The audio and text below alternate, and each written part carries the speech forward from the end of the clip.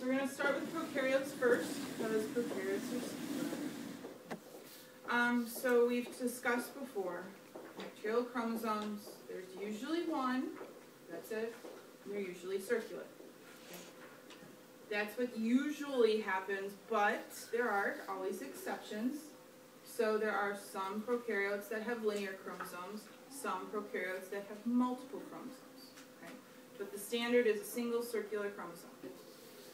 So that single chromosome, or if they have multiple of them, the larger one carries the essential genes for survival under normal circumstances and for reproduction.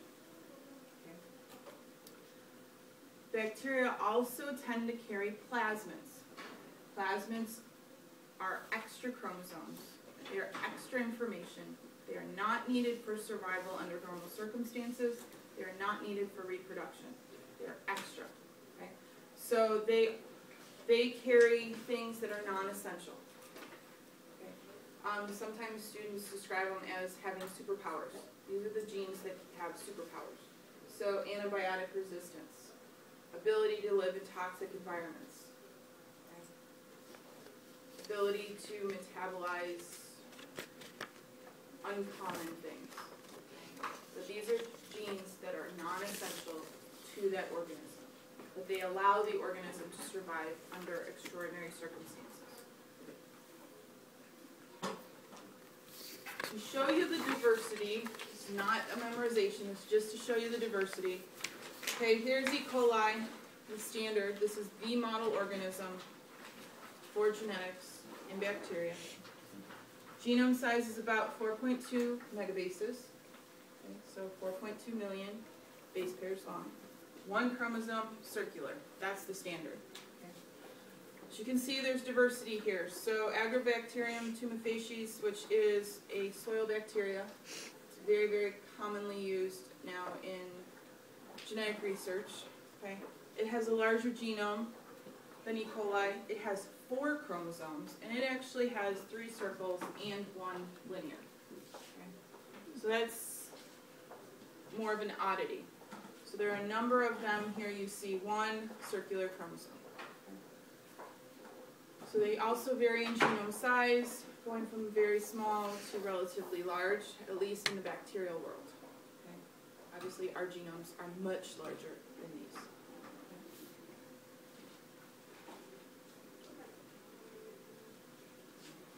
Okay, so prokaryotes, no nucleus. So their chromosomes are densely packed, and we're going to talk about how they are packed. They're densely packed in a region of the cell called the nucleoid. There are 2 ways they're compacted.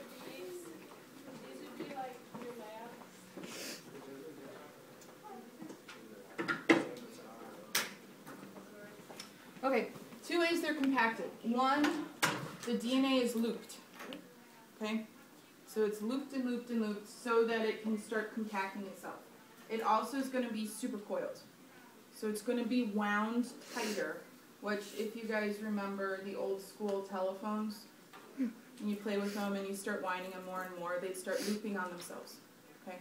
So by adding in more supercoils, it'll start making it more compact.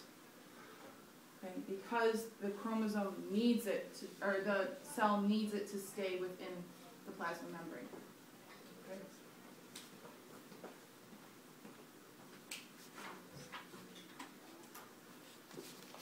Okay. Okay, so the first part, the looping. There's 2 levels of looping. Okay? And they have 2 different proteins involved. The first are structural maintenance of chromosome proteins, these SMCs. Okay, so this is the naked DNA, just DNA, no protein. Okay, the SMC proteins are going to initially start making the naked DNA into loops. Okay, that's the first level of looping. The second level of looping involves the small nucleoid-associated proteins, of which THU and HNS are the most well-studied. These are just names of some of those. Okay? But they are small nucleoid-associated proteins. They are going to take these loops and start making bigger loops. Okay? So within these big loops, there are smaller loops. Yeah?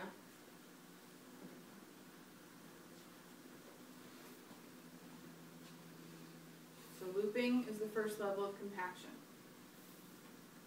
Second is supercoiling, which we talked a little bit about in replication with those topoisomerases relaxing the supercoils. There are different topoisomerases. Some relax, some add tension. Okay? So two different types of supercoiling. Positive supercoiling is going to add tension. It's going to wind the DNA further, making it more compact. Okay. Negative supercoiling is going to unwind. It's going to relax. It's going to open up the chromosome more. Okay. And there are different topoisomerases which are going to do those. Okay, so if we are looking at, here's a circular piece of DNA, has 20 turns in it. If it is negative supercoiling, it's going to unwind it, releasing some of the coils, okay? In the end, it's going to start opening up regions that are unwound now, okay? Making it more relaxed. If there is positive supercoiling, we're going to take this and add more turns. It's going to start coiling on itself, okay? So if we were looking at an electron microscope image, this would be a very relaxed circular DNA. You can see it's it's much larger. This is a supercoiled. There's been extra coils put in, so it's more compact. Yes? Does that make it denatured? It is not denatured. Denatured is when the hydrogen bonds are broken. So this is just making the overall molecule, doesn't change its overall length, but it's going to change its relative size.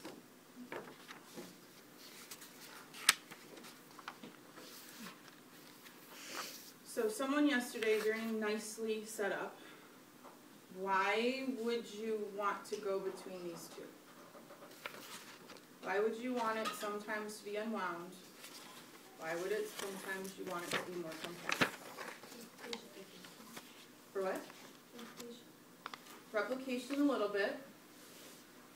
What else?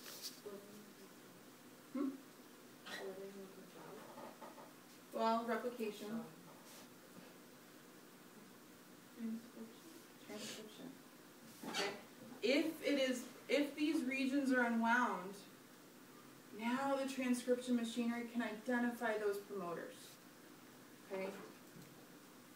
It's more accessible to all the other proteins. If it's tightly wound, tightly compacted, it's very difficult for those proteins to get in there, to actually access the DNA, to do its work. Okay?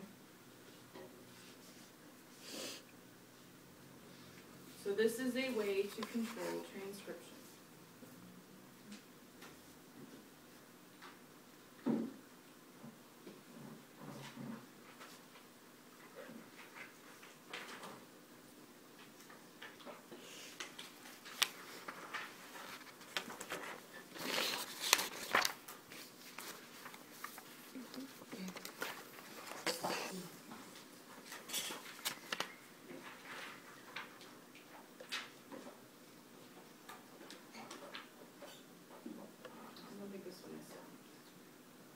Okay, so prokaryote chromosome, it's circular.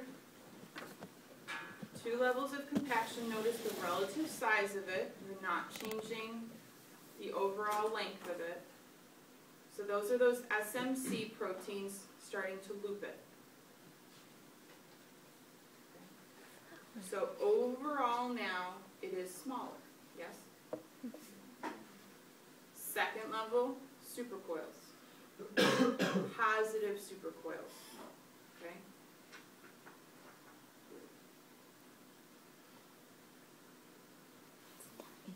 So overall, making it much more compact, can fit nicely in the cell. Okay. I wish there was fun music.